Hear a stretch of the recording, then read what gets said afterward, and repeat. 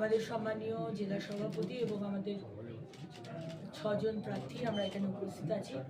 আমরা অত্যন্ত গর্বিত বলবো না, শুধু আমরা নিজেদেরকে অত্যন্ত সৌভাগ্যবান মনে করছি যে আজকে বিশ্ব বরেণ্য নেতা আমাদের ভারতবর্ষের যশস্বী প্রধানমন্ত্রী নরেন্দ্র মোদীজি আমাদের আসানসোলে আসছেন, আমাদের পোলো গ্রাউন্ডে আসছেন। এর থেকে বড় আনন্দের আমার প্রার্থী হিসেবে এবং আমার মানুষের, আসানসোলবাসী, আমার মনে হয় এর থেকে বেশি কিছু হতে পারে না। এবং 2019-এর এপ্রিল মাসে উনি লাস্ট এসেছিলেন। আমার মনে হয় না ওনার এই 19-এর পরে উনি এসেছেন, তো প্রায় 8 বছর বাদে আসানসোলের মাটিতে উনি পা রাখছেন। এবং এতদিন আমরা যা যা বলে এসেছি, এই 5 বছর ধরে আমরা এলে এইটা পাবো। মমতা ব্যানার্জি কি দেননি সে তো সব মানুষ জানেন, কিন্তু আমাদের সরকার এলে আমরা দামোদরের উপর ব্রিজ বানাবো, এটা আমাদের ফার্স্ট প্রায়োরিটি।